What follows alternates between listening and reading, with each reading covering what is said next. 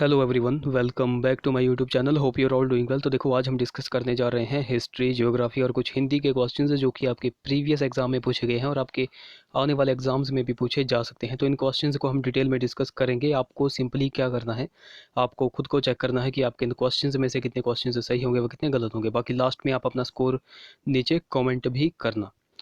तो चलिए वीडियो को शुरू करते हैं। और वीडियो को शुरू करने से पहले वीडियो को लाइक जरूर करें और हमारे चैनल लेट्स प्रिपेयर को सब्सक्राइब जरूर करें। तो क्वेश्चन नंबर 41 से हम यहाँ पर स्टार्ट कर रहे हैं। Who was the first nationalist poet of modern India. तो अर्वाचीन भारत के प्रथम राष्ट्रवादी कवि कौन थे। तो देखो, अर्वाचीन भारत के प्रथम राष्ट्रवादी कवि कौन थे, तो ये थे डेरोजियो। ऑप्शन यहाँ पर बी करेक्ट होगा, ऑप्शन बी करेक्ट होगा। अब आप यहाँ पर देखोगे डेरोजियो कौन थे। तो देखो, डेरोजियो का अगर पूरा नाम देखें तो डेरोजियो का पूरा नाम था Henry Henry William Henry William Derozio, Henry William Derozio. But आपको यहाँ पर देखो कंफ्यूज नहीं होना है। कई बार जो है तो ऑप्शन में हेनरी विवियन हेनरी विवियन हेनरी विवियन डेजोरियो भी कहा जाता है, हेनरी विवियन डेजोरियो। तो इस वाले नाम में आपको कंफ्यूज नहीं होना है, चाहे हेनरी विलियम डेरोजियो दिया गया हो या फिर हेनरी विवियन डेजोरियो, इन दोनों का एक ही नाम है। ओके। तो अगर इनकी बात करें, डेरोजियो की बात करें, तो यह एक एंग्लो इंडियन थे, एंग्लो इंडियन थे। और यह जो है तो कलकत्ता के किस कॉलेज में अध्यापक पद पर नियुक्त थे। देखो, ये क्वेश्चन भी एग्जाम में बनता है कि डेरोजियो जो है तो कलकत्ता के किस कॉलेज में प्राध्यापक पद पर नियुक्त थे। तो हिंदू कॉलेज, कौन, हिंदू कॉलेज में जो है तो यह अध्यापक के पद पर नियुक्त थे। ओके। तो इनकी अगर बात करें, देखो, यंग बंगाल आंदोलन आपने सुना होगा। यंग बंगाल आंदोलन की स्थापना इन्होंने ही की थी। तो इन्होंने कब की थी, 1828 में। कुछ और संगठनों की भी इन्होंने स्थापना करी थी, जैसे डिबेटिंग क्लब। फिर डिबेटिंग क्लब के बाद बंग हित सभा। देखो, ये सारे के सारे जो है तो एग्जाम में पूछे गए हैं, आपको बिल्कुल अच्छी तरह नोट रखने हैं।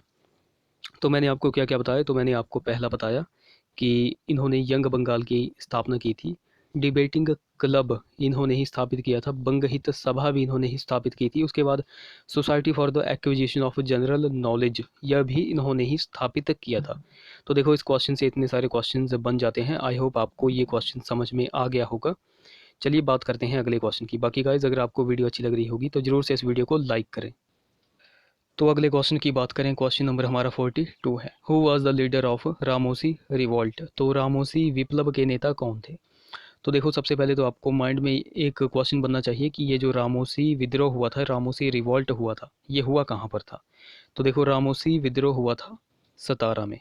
कहाँ पर, सतारा में। अच्छा, सतारा कहाँ पर पड़ता है, यानी कि किस स्टेट में पड़ता है। तो देखो, सतारा पड़ता है महाराष्ट्र में। कहाँ पर, महाराष्ट्र में। और ये जो रामोसी रिवॉल्ट हुआ था, ये हुआ कब था, 1825 और 26 के बीच में। 1825 और 1826 के बीच में यह आंदोलन हुआ था। अच्छा, अब बात करते हैं इसके नेता की कि रामोसी विद्रोह के नेता कौन थे। तो देखो, इसके नेता थे चित्तौड़ सिंह। ऑप्शन यहाँ पर ए करेक्ट हो जाएगा, चित्तौड़ सिंह इसके नेता थे। और यह विद्रोह किया क्यों था। देखो, भू राजस्व के भारी मूल्यांकन और उसको संग्रह करने के बहुत कठोर तरीके जो है तो यहाँ पर लगाए गए थे, तो इसी वजह से यह आंदोलन किया गया था। ओके। तो इस वाले पॉइंट को आपको नोट रखना है। 43 क्वेश्चन की बात करें, which of the following is not an important source of irrigation in India. तो देखो, निम्न में से कौन सा भारत में सिंचाई का एक महत्वपूर्ण स्रोत नहीं है, यहाँ पर नहीं है पूछा गया है। तो देखो, नहर जो है तो भारत में सिंचाई का महत्वपूर्ण स्रोत है, उसके बाद कूप भी महत्वपूर्ण स्रोत है, और उसके बाद टंकी भी। तो यहाँ पर ऑप्शन बी करेक्ट होगा, ऑप्शन बी। तो देखो, यहाँ से भी एक क्वेश्चन बनता है कि भारत में सर्वाधिक सिंचित राज्य, भारत में सर्वाधिक सिंचित राज्य कुल क्षेत्रफल की दृष्टि से, मैंने क्या बोला, कुल क्षेत्रफल की दृष्टि से भारत में सर्वाधिक सिंचित राज्य कौन सा है। तो देखो, कई स्टूडेंट्स यहाँ पर पंजाब को जो है तो टिक करके आ जाएंगे, बट यहाँ पर राइट ऑप्शन क्या होगा, ऑप्शन यूपी हो जाएगा। ओके। उत्तर प्रदेश में भारत में सर्वाधिक सिंचित राज्य है उत्तर प्रदेश, कुल क्षेत्रफल की दृष्टि से। ओके, क्या है, यूपी। तो इस वाले पॉइंट को भी आपको नोट रखना है। 44 क्वेश्चन की बात करें, the largest producer of fresh water fish in India is. Bharat में सबसे अधिक ताजे पानी की मछलियों का उत्पादक राज्य कौन सा है। तो देखो, भारत में सबसे अधिक ताजे पानी की मछलियों का उत्पादक राज्य है वेस्ट बंगाल, यानी कि पश्चिमी बंगाल। ऑप्शन यहाँ पर ए यहाँ पर करेक्ट हो जाएगा। देखो पश्चिमी बंगाल की अगर बात करें तो यहाँ पर आपको पता होगा हाल ही में यहाँ पर चुनाव हुए हैं और ममता बनर्जी की सरकार जो है तो भारी बहुमतों से यहाँ पर जीत चुकी है। ओके, वेस्ट बंगाल की कैपिटल की बात करें, इसकी राजधानी कौन सी है, तो राजधानी है इसकी कोलकाता। क्या है? कोलकाता। और यहाँ पर देखो पश्चिम बंगाल में एक क्षेत्र है रानीगंज, मैंने आपको बहुत बार बताया हुआ है। रानीगंज क्षेत्र किसके लिए फेमस है, तो यह कोयले के लिए फेमस है। किसके लिए? कोयले के लिए यह क्षेत्र जो है तो फेमस है। अच्छा, आपने सुना होगा आईआईटी खड़गपुर।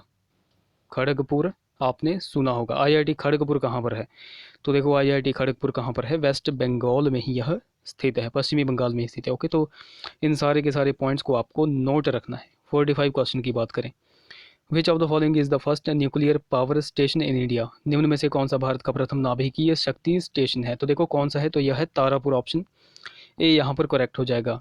भारत का प्रथम नाभिकीय शक्ति स्टेशन कौन सा है, तो यह है तारापुर। अब आप पूछोगे तारापुर किस स्टेट में पड़ता है, तो यह पड़ता है महाराष्ट्र स्टेट में। महाराष्ट्र स्टेट में यह पड़ता है। और इसको एस्टेब्लिश कब किया गया था, 1960 आपको नोट रखना है, 1960। ओके, अगले क्वेश्चन की बात करें, 46 क्वेश्चन है, laterite soil develop under which of the following types of climate, निम्न में से किस जलवायु के प्रभाव में लेटेराइट मृदा का निर्माण होता है, तो देखो किस जलवायु के प्रभाव में लेटराइट मृदा का निर्माण होता है, ये होता है वेट ट्रॉपिकल, यानी कि आर्द्र कटिबंधीय जलवायु के प्रभाव में लेटराइट मृदा का निर्माण होता है। ऑप्शन सी यहाँ पर करेक्ट हो जाएगा। तो देखो यहाँ से बहुत सारे क्वेश्चंस निकल कर आते हैं। तो देखो मृदा से पूछा जाता है, सबसे पहले तो क्वेश्चन बनता है कि भारत में सबसे ज़्यादा क्षेत्रफल पर कितनी प्रकार की मिट्टियाँ पाई जाती हैं, तो टोटल 4 प्रकार की मिट्टियाँ पाई जाती हैं भारत में सबसे ज़्यादा क्षेत्रफल पर। वह कौन कौन सी हैं, तो पहली हो जाएगी जलोढ़। जलोढ़ सबसे ज़्यादा क्षेत्रफल पर पाई जाती है। उसके बाद जो है तो लाल मिट्टी, उसके बाद काली मिट्टी, और काली मिट्टी के बाद 4th नंबर पर आती है हमारी लेटराइट मिट्टी। लेटराइट मिट्टी। तो देखो भारत में सबसे ज़्यादा क्षेत्रफल पर 4 प्रकार की मिट्टियाँ पाई जाती हैं, चारों के नाम मैंने आपको बता दिए और सीक्वेंस वाइज मैंने आपको बता दिया। जलोढ़ सबसे ज़्यादा क्षेत्रफल पर, उसके बाद लाल मिट्टी, उसके बाद काली मिट्टी, और सबसे कम क्षेत्रफल पर लेटराइट मिट्टी। ओके, लेटराइट मिट्टी। अच्छा, ये जो लेटराइट मिट्टी होती है इसको जो है तो 200 सेंटीमीटर, ये आपको नोट रखना है, 200 सेंटीमीटर से अधिक वार्षिक वर्षा की ज़रूरत होती है, और अधिक धूप की इसको ज़रूरत होती है। अधिक धूप की इसको ज़रूरत होती है। अच्छा, ऐसा आप कहाँ पर कह सकते हो, तो देखो केरल में जो है तो लेटराइट मिट्टी की बहुत उपलब्धता है। ओके, केरल राज्य में, कहाँ पर, केरल राज्य में लेटराइट मिट्टी जो होती है, लेटराइट मृदा जो होती है, इससे जो है तो हम ईंटें बनाते हैं। क्या बनाते हैं? ईंटें बनाते हैं। इस वाले पॉइंट को भी आपको नोट रखना है। 47 क्वेश्चन की बात करें, which of the following hills या ranges connect the eastern and western Ghats, निम्न में से कौन सी पहाड़ियाँ पूर्वीय तथा पश्चिमी घाटों को जोड़ती हैं, तो देखो कौन सी पहाड़ियाँ पूर्वीय तथा पश्चिमी घाटों को जोड़ती हैं, तो यह है नीलगिरी पहाड़ियाँ। क्या है? नीलगिरी की पहाड़ियाँ। ऑप्शन डी करेक्ट होगा। अच्छा, नीलगिरी पर्वत से देखो क्वेश्चंस बहुत सारे बनते हैं, बट मैंने भी आपको 3-4 क्वेश्चन यहाँ पर हर बार मैं आपको बताता हूँ। पहला क्वेश्चन यहाँ से बनता है, नीलगिरी पर्वत का विस्तार कितने राज्यों में है, तो टोटल कितने राज्यों में है, 3 राज्यों में है। वह 3 राज्य कौन कौन से हैं, तो वह है तमिलनाडु, केरल और कर्नाटक। बाकी आंध्र प्रदेश को आप नोट रखिए, आंध्र प्रदेश में नीलगिरी पर्वत नहीं फैला हुआ है। ओके, किस किस राज्य में फैला हुआ है, तमिलनाडु, केरल और कर्नाटक, 3 राज्यों में। ओके, इस वाले पॉइंट को आपको नोट। बाकी नीलगिरी पर्वत की सबसे ऊंची चोटी भी हर बार एग्जाम में पूछी जाती है, तो डोडा बेटा चोटी।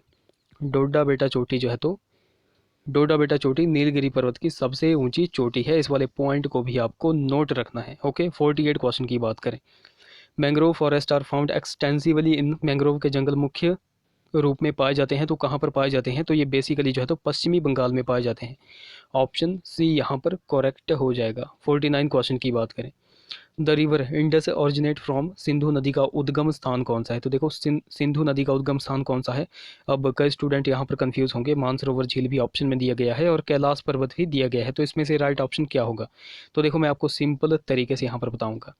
सबसे पहले आप यहाँ पर देख लो, ये है रेंज, ये कोई पहाड़ है, ये रेंज है उसकी, ठीक है। तो इस रेंज का नाम देखो क्या है, इस रेंज का नाम है कैलाश पर्वत है। क्या है? कैलाश पर्वत है। मतलब ये पूरी की पूरी जो है तो कैलाश पर्वत है। अब यहाँ पर मान लो कोई ग्लेशियर है, इस वाले पहाड़ को हम ले लेते हैं, ये वाला पहाड़ है, और इस पहाड़ मतलब ये ग्लेशियर है, यहाँ से जो है तो पानी निकल रहा है, तो इस ग्लेशियर का नाम क्या है, इस ग्लेशियर का नाम है चेमा, चेमायुंगडुंग ग्लेशियर, चेमायुंगडुंग ग्लेशियर। तो ये ग्लेशियर है और यहाँ से पानी निकल रहा है। पानी जो है तो एक जगह इकट्ठा हो रहा है, वहाँ पर पूरा का पूरी मतलब झील बन गई। और इस झील का नाम क्या है? तो देखो इस झील का नाम है मानसरोवर झील। क्या है? मानसरोवर झील। तो ये आपको पता लग गया, ये पूरी की पूरी रेंज हो गई कैलाश रेंज। और जो एक जो है तो बेसिकली मतलब ग्लेशियर बनता है, तो ये ग्लेशियर है एक चेमायुंगडुंग ग्लेशियर। और नीचे जो है तो पानी फ्लो होता है और पानी फ्लो होने से जो है तो झील बन जाती है। तो झील का नाम है मानसरोवर झील। ओके, अब देखो क्वेश्चन को पढ़ो। सिंधु नदी का उद्गम स्थान कौन सा है? और यहाँ पर ऑप्शन दिया गया है मानसरोवर झील और कैलाश पर्वत। तो देखो यहाँ पर राइट ऑप्शन क्या होगा? तो सबसे पहले आप देख सकते हो सीक्वेंस वाइज आपको बिल्कुल चलना है। सीक्वेंस वाइज में सबसे फर्स्ट पर क्या है? तो सबसे फर्स्ट पर है कैलाश, कैलाश रेंज सबसे फर्स्ट पर है। सेकंड नंबर पर क्या है? चेमायुंगडुंग ग्लेशियर। और थर्ड नंबर पर क्या है? मानसरोवर झील। तो देखो ऑप्शन में जो है तो दो दिए गए हैं, कैलाश पर्वत और मानसरोवर। तो फर्स्ट में कौन सा है? कैलाश पर्वत। तो राइट ऑप्शन क्या हो जाएगा? कैलाश पर्वत। बट अगर आपसे जो है तो यहाँ पर पूछ लिया जाता, दो ऑप्शन यहाँ पर दे दी गई होती, एक मानसरोवर झील और दूसरी दी गई होती चेमायुंगडुंग ग्लेशियर। तो यहाँ पर कौन सा राइट ऑप्शन होना था? तो यहाँ पर होना था Chemayungdung glacier, Chemayungdung glacier. Okay, क्योंकि सीक्वेंस वाइज आपको बिल्कुल चलना है। आई थिंक आपको ये क्वेश्चन समझ में आ गया होगा। तो सिंधु नदी का उद्गम स्थान कौन सा है? तो ये हो जाएगा कैलाश पर्वत। ऑप्शन यहाँ पर बी करेक्ट होगा, कैलाश रेंज। बाकी गाइस सबसे पहले मैं आपको बता दूं, ये जो मैं आपको आंसर्स यहाँ पर बता रहा हूँ ये ऑफिशियल आंसर की से ही मैच करके बता रहा हूँ। ओके, अगले क्वेश्चन की बात करें। 50 क्वेश्चन है हमारा, पारसनाथ हिल इज सिचुएटेड इन। तो पारसनाथ पहाड़ी कहाँ पर स्थित है? तो देखो पारसनाथ पहाड़ी स्थित है हजारीबाग पठार में। ऑप्शन यहाँ पर बी करेक्ट होगा, ऑप्शन बी यहाँ पर करेक्ट हो जाएगा। अब आप बोलोगे कि सर हजारीबाग पठार कहाँ पर है? तो देखो सिंपल सा मैं आपको बताता हूँ, ये आप यहाँ पर देख लो, ये है हमारा झारखंड का मैप। कौन सा है? झारखंड का यह मैप है। तो देखो इस झारखंड, पूरे के पूरे झारखंड को हम कहते हैं छोटा नागपुर का पठार। क्या कहते हैं? छोटा नागपुर का पठार। मतलब इस फिर झारखंड के क्षेत्र में ये वाला एरिया, ये एरिया कहलाता है हजारीबाग का पठार। ये पूरा एरिया क्या कहलाता है? हजारीबाग का पठार। और ये जो इसके ईस्टर्न साइड है, पूर्वी साइड है, इसको कहते हैं कोडरमा का पठार। क्या कहते हैं? कोडरमा का पठार। और ये जो इसके साउथ वाले पार्ट में है, पूरा का पूरा साउथ, तो इसको कहते हैं रांची का पठार। क्या कहते हैं? रांची का पठार। तो देखो यहाँ से आई होप आपको ये क्वेश्चन भी समझ में आ गया होगा। पारसनाथ पहाड़ी कहाँ पर स्थित है? तो इस वाले एरिया में यह स्थित है, इस वाले एरिया में, क्योंकि यहाँ पर है हजारीबाग पठार। ओके, सो आई होप आपको क्वेश्चन समझ में आ गया होगा। पारसनाथ पहाड़ी कहाँ पर स्थित है? तो देखो पारसनाथ पहाड़ी है हजारीबाग पठार में स्थित। ऑप्शन बी करेक्ट होगा। तो चलिए गाइज अब हम देखते हैं कुछ हिंदी के क्वेश्चंस। तो हिंदी के क्वेश्चन में हमारा फर्स्ट क्वेश्चन है क्वेश्चन नंबर 91, अमृत का पर्यायवाची क्या होगा? तो देखो अमृत का पर्यायवाची होगा सुधा। ऑप्शन ए यहाँ पर करेक्ट होगा।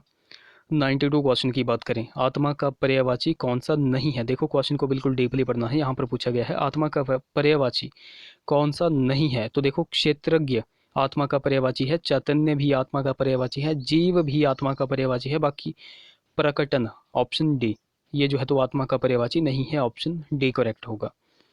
93 क्वेश्चन की बात करें, तुच्छ का विलोम क्या होगा? तो देखो तुच्छ का विलोम होगा महान। ऑप्शन ए यहाँ पर करेक्ट होगा। 94 क्वेश्चन की बात करें, न्यूनाधिक में कौन सा समास है? तो देखो न्यूनाधिक में कौन सा समास है? तो यह है द्वंद्व समास। ऑप्शन यहाँ पर ए करेक्ट होगा। 95 क्वेश्चन की बात करें, लड़का की भाववाचक संज्ञा क्या होगी? तो देखो लड़का की भाववाचक संज्ञा होगी लड़कपन। ऑप्शन यहाँ पर डी करेक्ट होगा, लड़कपन। 96 क्वेश्चन की बात करें, मक्खी का तत्सम क्या होगा? तो देखो मक्खी का तत्सम हो जाएगा मक्षी का। ऑप्शन डी करेक्ट होगा। 97 क्वेश्चन की बात करें, कृदंत का सही संधि विच्छेद क्या होगा? तो देखो कृदंत का सही संधि विच्छेद हो जाएगा कृत प्लस अंत। ऑप्शन डी करेक्ट होगा। 98, समुद्र की आग के लिए एक शब्द क्या होगा? समुद्र की आग के लिए एक शब्द होगा बड़वानल। ऑप्शन यहाँ पर डी यहाँ पर करेक्ट हो जाएगा। 99 क्वेश्चन है, करवट लेना मुहावरे का क्या अर्थ होगा? तो देखो करवट लेना, ऑप्शन डी यहाँ पर करेक्ट होगा, ध्यान न देना। Option D. हमारा लास्ट क्वेश्चन है, विधवा का पुल्लिंग क्या होगा? तो देखो विधवा का पुल्लिंग होगा विधुर। ऑप्शन यहाँ पर बी करेक्ट हो जाएगा। ऑप्शन बी करेक्ट होगा। तो देखो गाइज ये थे हमारे कुछ क्वेश्चंस। आई होप वीडियो आपको इन्फॉर्मेटिव लगी होगी। अगर वीडियो अच्छी लगी होगी तो जरूर से इस वीडियो को लाइक करें, शेयर करें, चैनल को सब्सक्राइब करें, साथ में बेल आइकन को जरूर दबाएं और अपने भाई बहनों के साथ जरूर से इस चैनल को शेयर करें। तो चलिए मिलते हैं अब अगली वीडियो में। Till then take care.